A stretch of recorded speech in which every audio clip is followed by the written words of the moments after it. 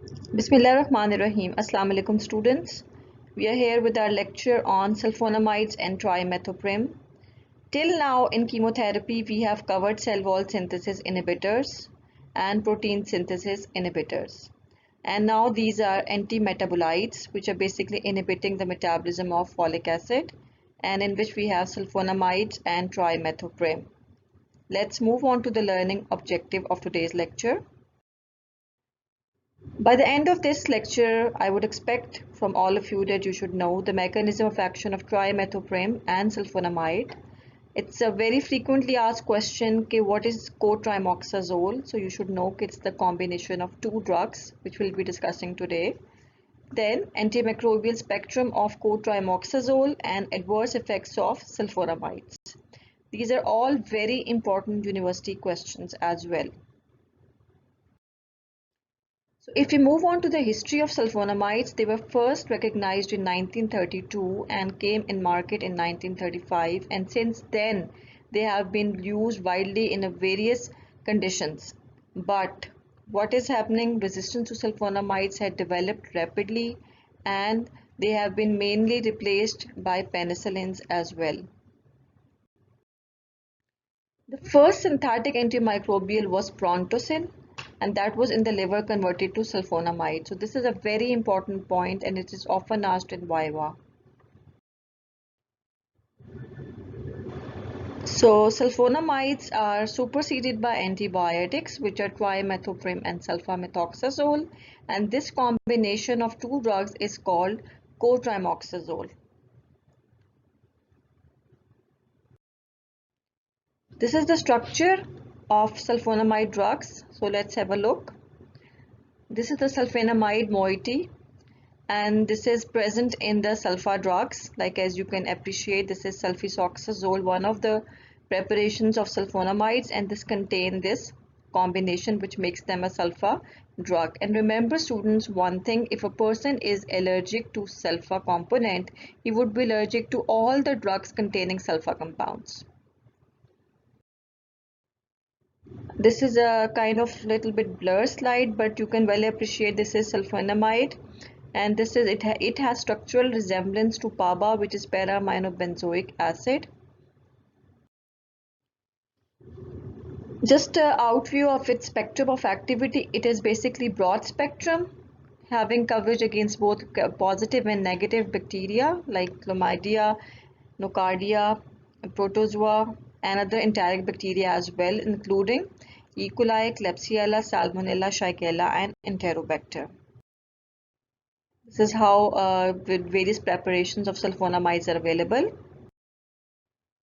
So how do they work? This is very important, as I discussed it earlier, that the mechanism often comes in the exam. So since they are antimetabolites mean the metabolites which are necessary for the synthesis of DNA.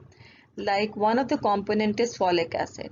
So what is the function of folic acid in our bodies? It acts as a coenzyme for the synthesis of nucleoside. And mammals like humans, we all require preformed folic acid. Okay? But what is happening? This preformed folic acid does not enter the bacterial cell wall, so they has to be synthesized from PABA, and these sulfonamides have structural resemblance to PABA, so therefore they inhibit the action. So if I say what is the biological role of folic acid? It is an essential cofactor in the synthesis of purine, pyrimidine, and amino acids. Can human cells absorb preformed folic acid? I just told you. Yes, they can. But can bacterial cells absorb preformed folic acids? No. Okay.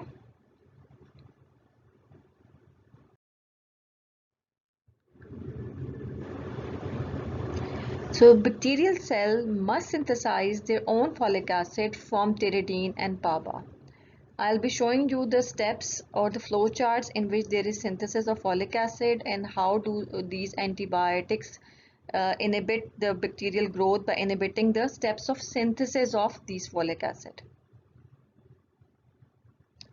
And this is the basis for selective toxicity of sulfonamides and trimethoprim. and not affecting the human cells.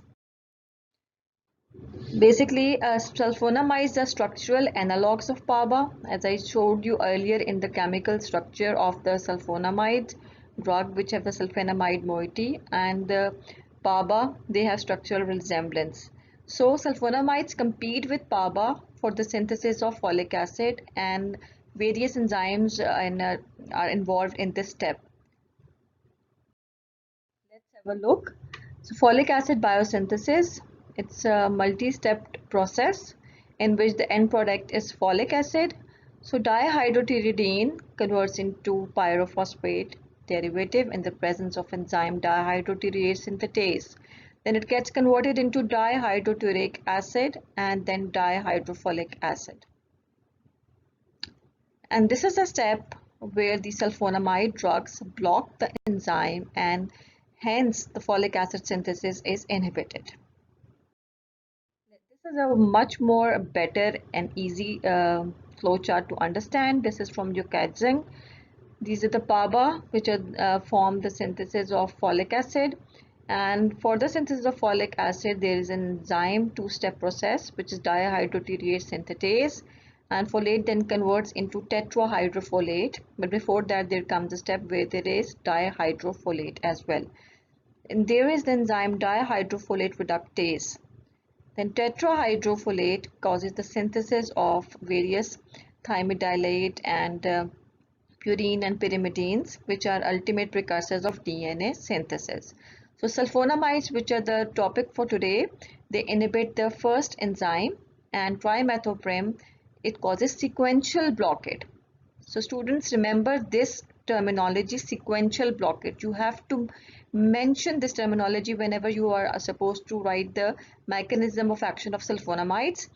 And since I told you earlier, cotrimoxazole is a combination of sulfonamides and trimethoprim, so you have to write down the whole mechanism. But only the mechanism of action of sulfonamide is asked, then you will only show the inhibition of this enzyme. But if cotrimoxazole is asked, then you will show the sequential blockade. I hope it's clear. So this is another diagram showing the breakdown of the whole process. Para-aminobenzoic acid along with pyridine gets converted into dihydrotoroic acid, dihydrofolic acid, and tetrahydrofolic acid, which is precursor to purines and pyrimidines. There is pyridine synthetase, there is dihydrofolate synthetase, and dihydrofolate reductase. And here inhibit.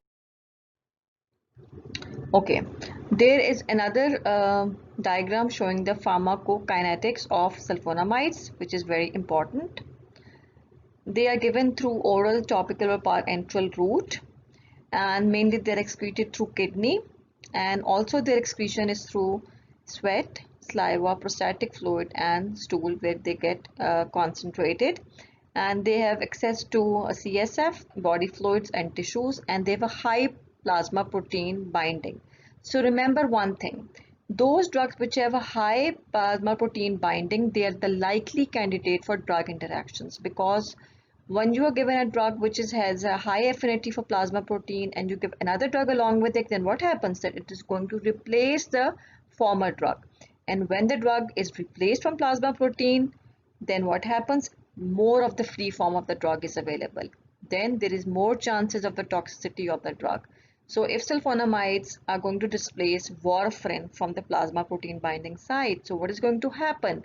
That sulfonamides are going to bind themselves to plasma proteins having high affinity than that of warfarin. Warfarin was, in fact, before sulfonamides, they were in bound form.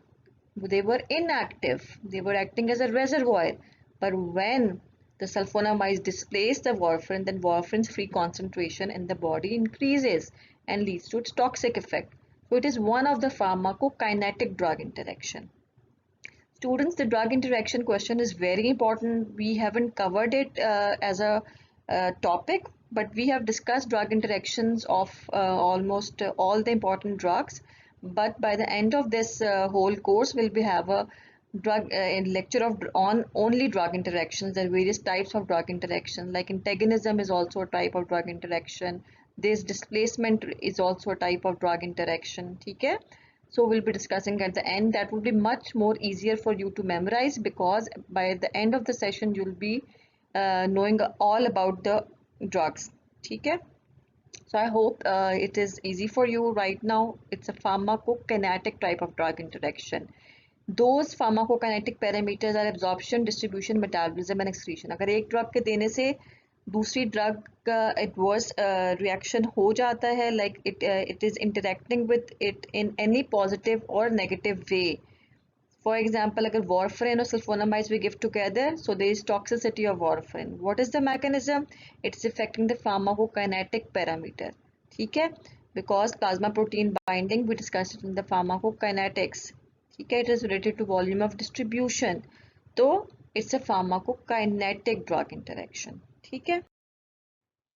So this is kernicterus in the newborn. What is kernicterus? It is basically results in the newborn babies because there is concentration of bilirubin increases in the brain. And why concentration increases? Because the bilirubin is displaced from plasma protein binding site. Why it is displaced? Because when in a baby which is given sulfonamide, it displaces the bilirubin and bilirubin crosses the CNS and causes neonatal jaundice or kernicterus, which is accompanied by fits. ठीक है? Free bilirubin goes into the CNS and causes kernicterus. So kernicterus is increased level of bilirubin which leads to fits in the newborn. And for that, if you recall from the chapter of CNS, I told you there is a drug for the treatment of kernicterus. How? It's the phenobarbital. Phenobarbital is a P450 enzyme inducer. So what does it do? It enhances the metabolism of bilirubin. So bilirubin is rapidly excreted from the body and therefore it is helpful in the treatment of kernicterus in the newborn. And remember one thing, students, this is a very important SCQ as well as MCQ कि what are the clinical uses of phenobarbital. तो आप बताओगे कि anti epileptic है, ठीक है, you can tell other uses like it's a sedative or it is used in anesthesia and all the things, but don't forget about kernicterus in the newborn. And what is the mechanism? It is a P450 enzyme inducer. ठीक है? So you have to remember the inducers and inhibitors. By this time it should be on your fingertips. Very important question. Define enzyme induction, define enzyme inhibition, ठीक है, और name the drugs. Very important. तो अब तो आपने पूरी pharma पढ़ ली है. You can easily explain or write down the drugs. So note down this question as well. It's a frequently asked question. Okay.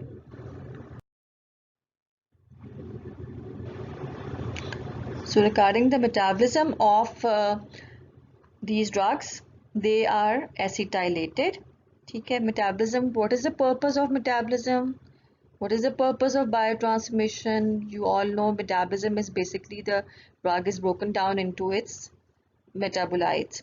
But in biotransformation, what is our main purpose? Remember one thing, our main purpose is to make the drug water soluble, to make the drug excretable.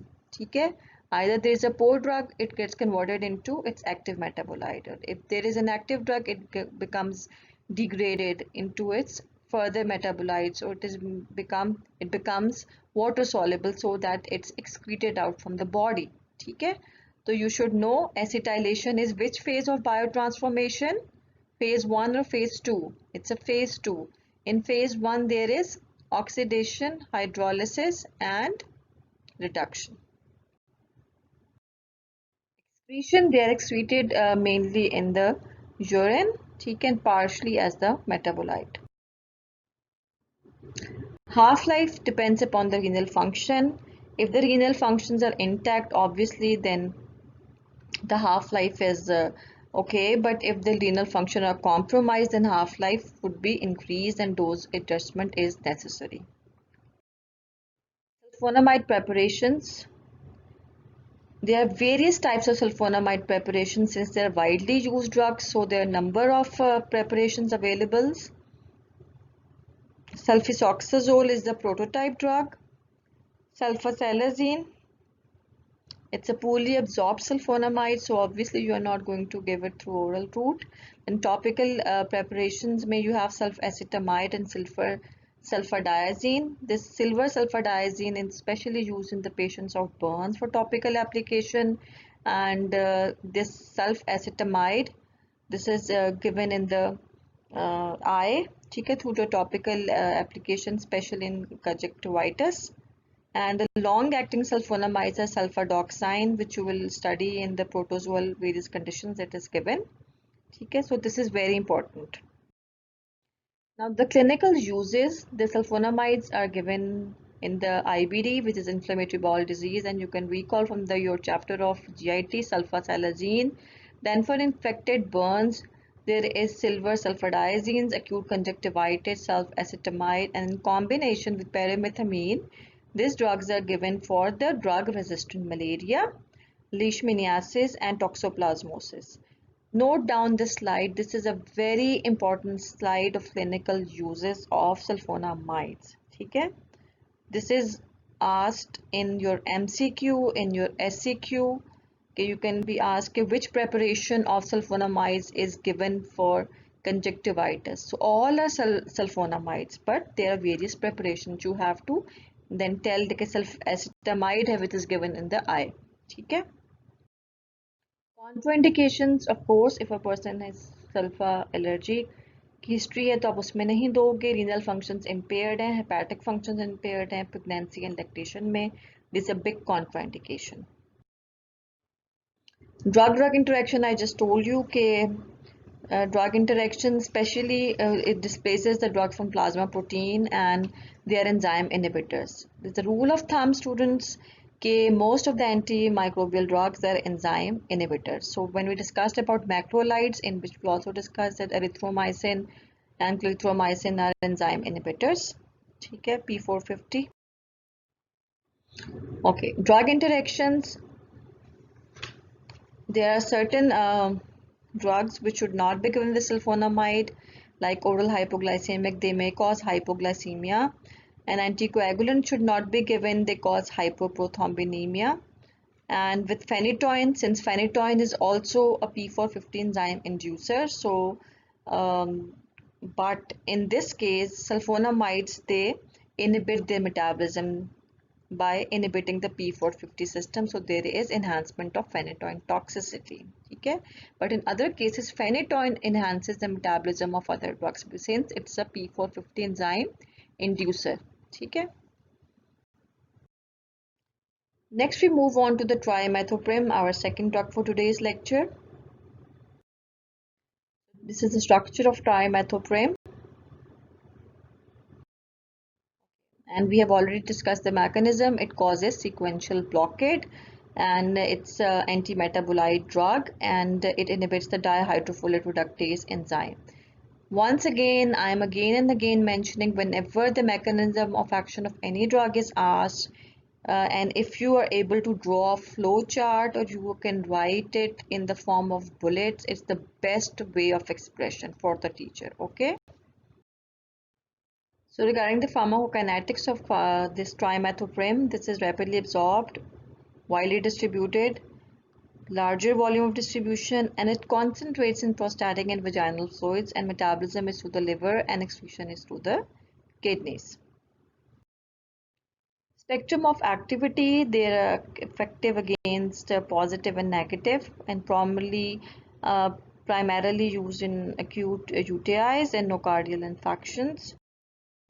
Regarding the adverse effects, these drugs cause hematological effect, especially due to the inhibition of folic acid synthesis, which is megaloblastic anemia, leukopenia, and granulocytopenia.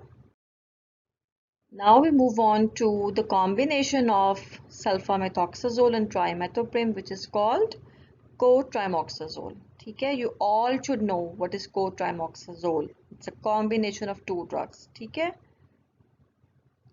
So let's have a look. This is trimethoprim and this is sulfamethoxazole. There is ratio of 80 milligram trimethoprim and 400 of this sulfamethoxazole. And as I just showed you, the ratio is 5:1. 5 is proportions of sulfur component, and 1 is trimethoprim, and it comes with the trade name of Septron.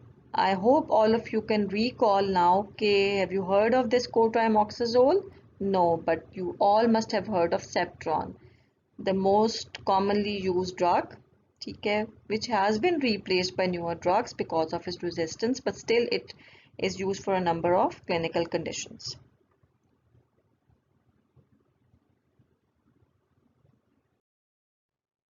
So advantages of combination of the two drugs, which is cotrimoxazole. Students, note down over here in your notebooks. This is another important university question. What is the advantages of combining these two drugs? So number one is it gives a better spectrum. The combination makes it bactericidal. Before that, they were bacteriostatic. There is decreased chances of resistance and there is decreased chances of toxicity. Okay. Clinical uses, especially in the UTI, which is urinary tract infection, bacterial respiratory tract infection, and Pneumocystis carinii pneumonia. Okay. Okay. We just discussed about cotrimoxazole, which is the combination of trimethoprim and sulfamethoxazole. Okay, so this is a mnemonic to remember it. Okay, it is basically cotrimoxazole. When we write it in the short form as TMP CMX SMX. Okay, trimethoprim sulfamethoxazole. So T for tree, though they are effective against the respiratory tree causing organisms like Streptococcus pneumoniae and Haemophilus influenza. ये इसका spectrum हो गया, and these are its clinical uses. So it's very easy. If you know the spectrum, you can write down the clinical uses yourself. ठीक है? तो जब Streptococcus pneumoniae what is going to cause? It's going to affect the respiratory system, pneumonia, bronchitis. ठीक है? Haemophilus influenza is doing the same thing. So for M is for mouth, and so it is affecting the GIT. It is basically covering the gram-negative organisms which cause diarrhea like Shigella, Salmonella, and E. coli. Then P is for P, of course, genitourinary tract, and it covers the UTI, prostatitis, and urethritis. And what are the causative organism? Basically, enterics. So this is spectrum as well as clinical uses. Then sulfamethoxazole, SMX, but we say it's AIDS. ठीक है, syndrome जब हम कहते हैं acquired immunodeficiency syndrome, so these are specially covers the Pneumocystis carinii pneumonia, especially in the patients of AIDS, immunocompromised patient.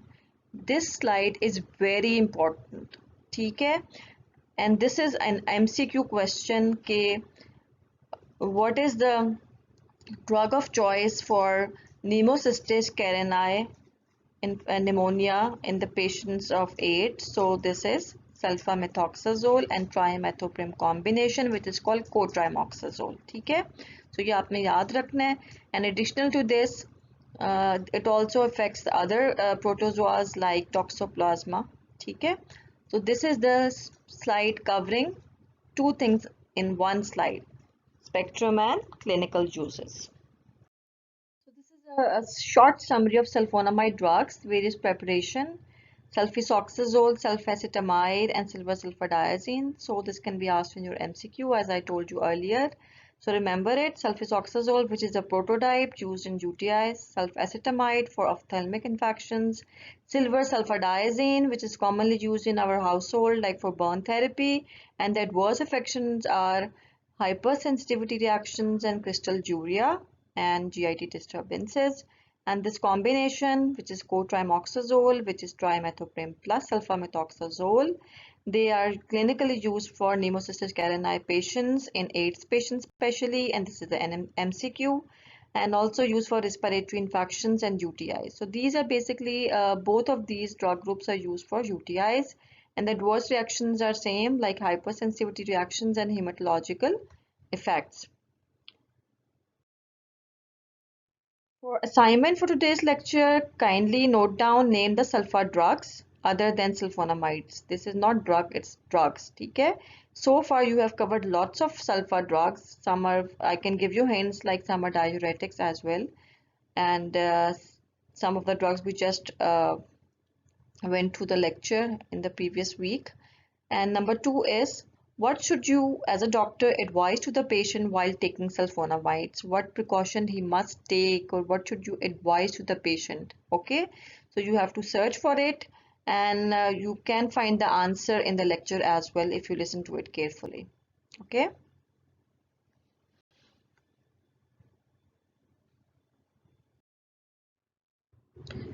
Okay, for resistance there are multiple mechanisms like altered dihydroterate synthetase enzyme.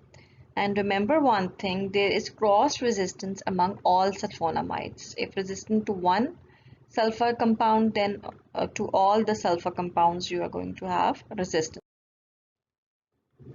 So this is the mechanism of action of cotrimoxazole, which I just showed you earlier. It causes sequential blockade, inhibiting both the enzymes, sulfonamide and trimethoprim, and the combination of that is called cotrimoxazole, and it is abbreviated as TMP-SMX.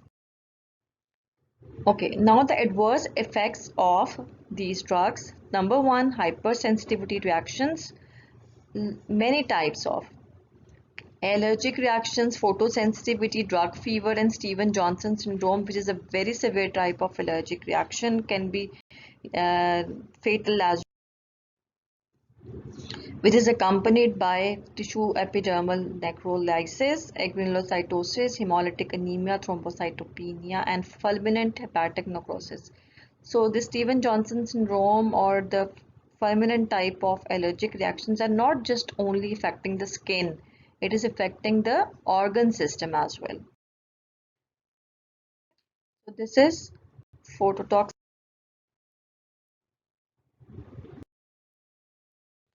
And what are the other phototoxic drugs? We just discussed about tetracyclines as well. This is an example of a severe allergic reaction.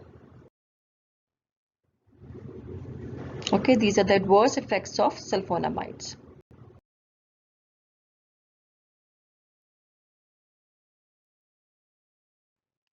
Okay. Crystalline aggregates of sulfonamides occur, leading to hematuria and obstruction. This is one of the adverse effects of the sulfonamides. And we asked to hydrate himself. So other adverse effects are dermatological, including skin rashes and GIT, nausea and vomiting. Is the same as that of sulfonamides. Hematological effects are same as they are folic acid synthesis inhibitors, so they affect the leukopenia, thrombocytopenia, and megaloblastosis, and especially in those which have pre-existing folate deficiency.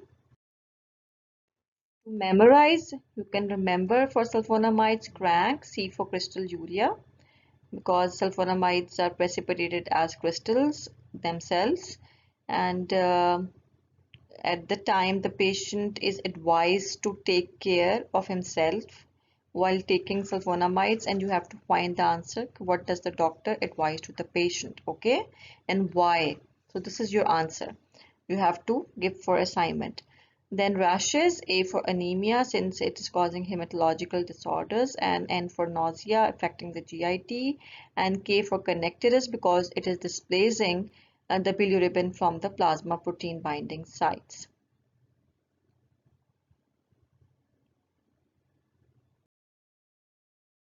So that was all for today. Thank you very much, students, for being with me, and submit your assignment on your respective WhatsApp group, and see you next time on the next lecture. Allah Hafiz.